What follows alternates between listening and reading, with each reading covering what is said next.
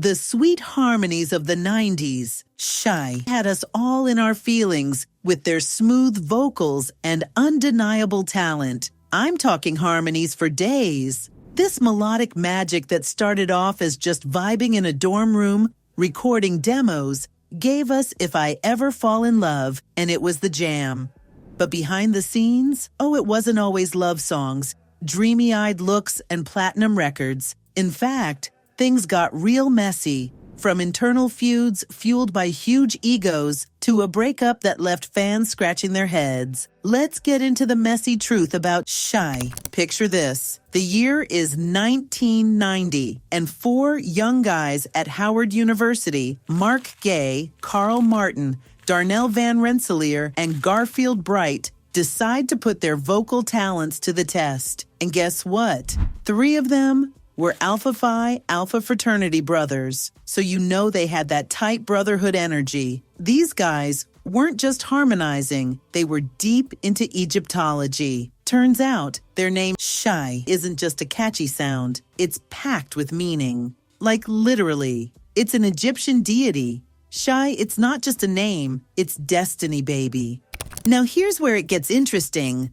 After a total slayage at a Howard University talent show, the group was feeling themselves and they thought, why not take this to the big leagues? So off they went to New York City, chasing that record deal dream.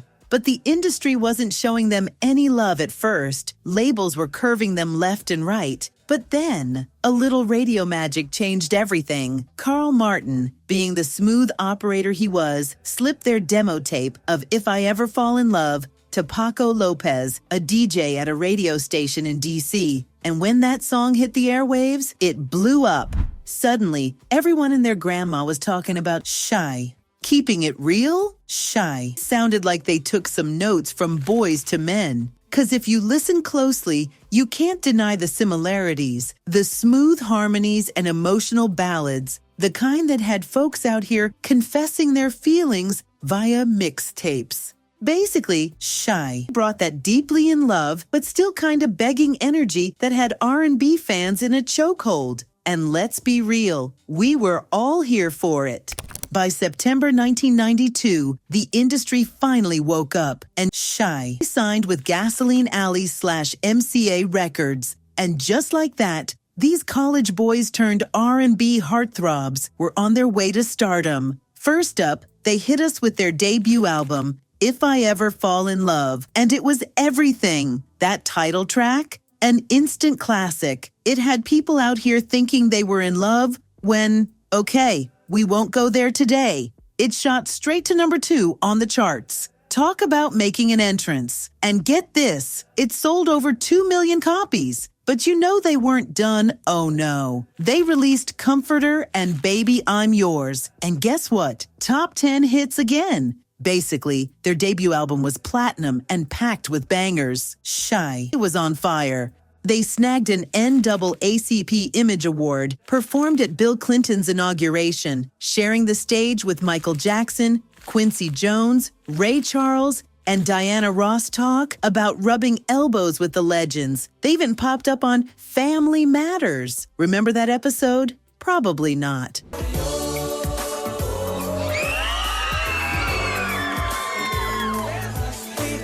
That year, they dropped The Place Where You Belong for a movie soundtrack. And listen, it was a whole vibe. The song even made it to the top 40. But little did we know, this would be their last time making a real splash on the chart.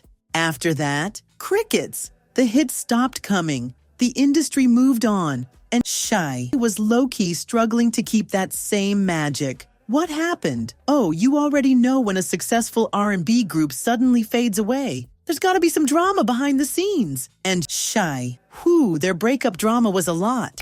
First off, they spent 9 months working on their second album, Blackface. 9 months, trying to get all grown and sexy, ditching the bubblegum pop, you know? Did they pull it off? Nope.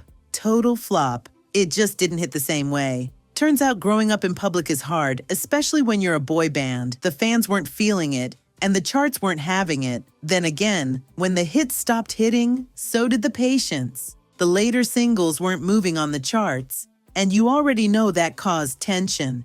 Nobody wants to be in a struggling group when the checks ain't checking like they used to. By 1995, Carl Martin left the group to focus on songwriting and production, something he had always wanted to do. Translation? He saw the writing on the wall and dipped before things got worse. After Carl left, Mark Gay was like, "Yeah, I'm out too." And just like that, 2 original members were gone, and the Shai we knew and loved, basically over. In trying to save the day, there was the Shai Shuffle as Eric Willis steps in to try and fill in Carl Martin's shoes. Did he bring the magic? Well, let's just say Shai trajectory after Carl left speaks for itself. Let's just say that sometimes the original recipe is the best, even with drama behind the scenes. But you know, there has to be more, right? According to Darnell Van Rensselaer, one of the members really thought he was Beyoncé before Beyoncé and let the industry gas his head up. He straight up said that ego and ambition led to the group falling apart. And let's be real, we've seen this happen in way too many R&B groups. The lead singer syndrome is real. Not only that, but the record label was playing games. The team that helped them blow up, fired. A new team came in, and then they got fired too. Shai was basically stuck in label limbo, and by the late 90s, their commercial success had dried up. Internal drama, industry was switching up, and Shai, well, they kind of got left behind. But did that stop them? Nope.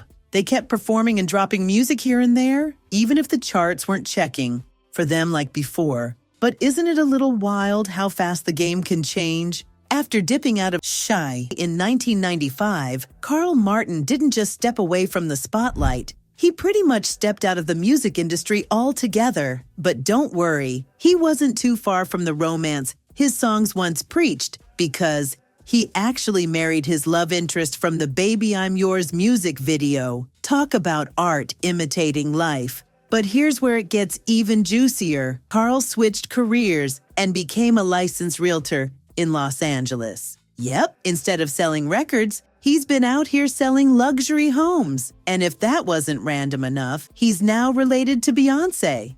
Yes, the Beyoncé, since her mom, Tina Knowles, married Richard Lawson, who just so happens to be Carl's uncle, that officially makes Carl part of the extended Bayhive family. From R&B stardom to Hollywood real estate and a Beyoncé family connection, that's a plot twist nobody saw coming. After Carl pieced out in 1995, Garfield Bright and Darnell Van Rensselaer weren't ready to let go of the spotlight just yet. Instead of calling it quits, they kept the group alive as a duo, hitting the road and dropping albums, even if some of those projects were just unfinished tracks to keep the fans hanging on. Hey, you gotta do what you gotta do, right? But here's where things get interesting. Over time, they decided to shake things up by adding new members, Dwayne Jones and George Spencer III, creating a whole new lineup of Shai. And guess what? They're still out here performing. Yes, even in the 2020s. In fact, they dropped an album called Musically Yours in 2018. Because let's be real, 90s R&B never truly dies. While most R&B stars fade into the background after their time in the spotlight, Garfield Bright said, "Nah, I got bigger things to do." Instead of just riding the nostalgia wave, he went and got himself a whole PhD. Yes, you heard that right. Dr. Garfield Bright, if you please. Shai story is a wild ride of success, scandal, and reinvention. It's messy, it's complicated, and it's definitely worth talking about. Could Shai have lasted longer if they had handled things differently? Fact is, Shai was doomed by egos, industry drama, and the changing music scene. But even though their reign didn't last forever, their music did.